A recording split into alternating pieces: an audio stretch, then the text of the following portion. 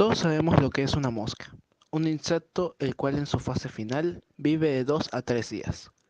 Vuelan, son molestas y se paran en nuestra comida, pero muy pocos saben que tenemos algo que nos vuelve parecidos a las moscas, las células animales.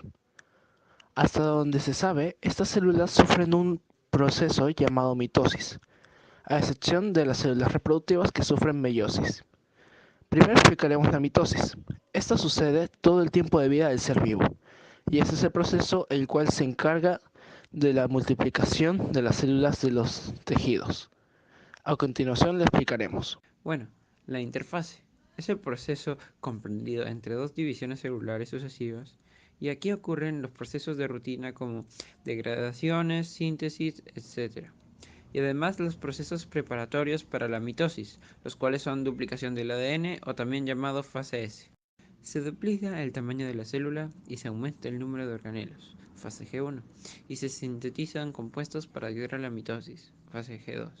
En esta etapa el ADN se encuentra como cromatina y no se distinguen los cromosomas, aunque se pueden apreciar nucleolos y centriolos, los cuales dirigen al uso mitótico. Profase. Aquí la cromatina del nucleolo se condensa, el nucleolo desaparece y los centriolos se van a los polos de la célula.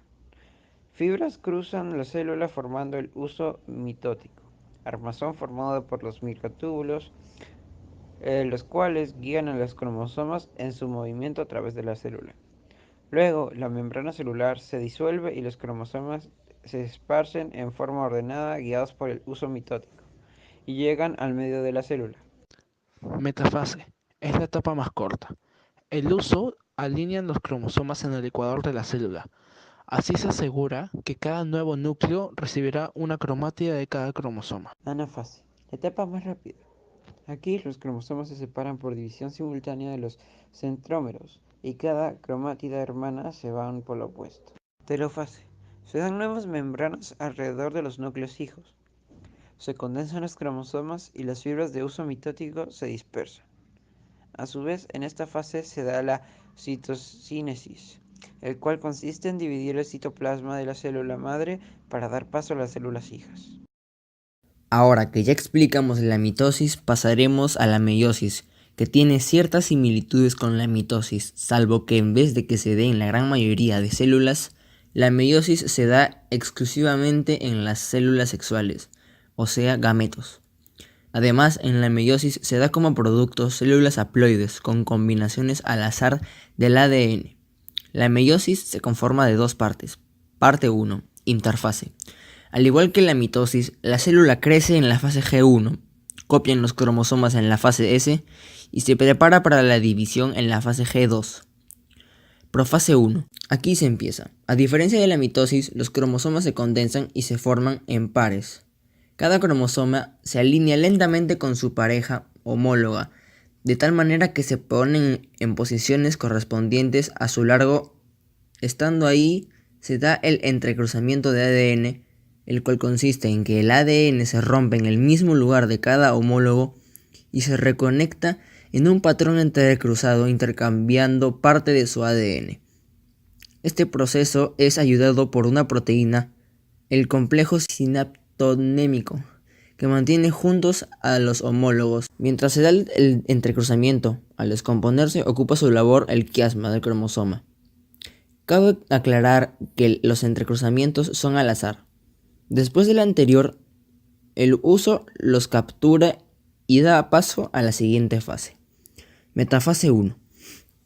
Los pares homólogos se alinean en la placa metafísica en el ecuador. El orden orientación para cada par o también es al azar. Esto permite que se den gametos con diferentes grupos de homólogos. Anafase 1.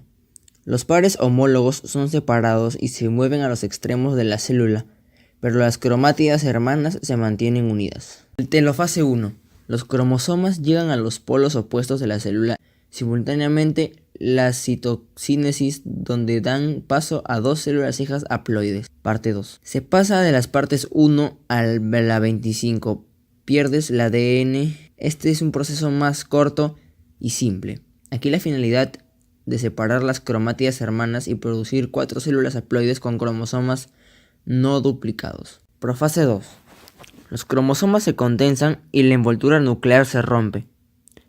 Los centrósomas se separan, el huso se forma entre ellos y los microtubos de estos capturan a los cromosomas, en específico cada una de las cromátidas hermanas capturadas por los microtubos.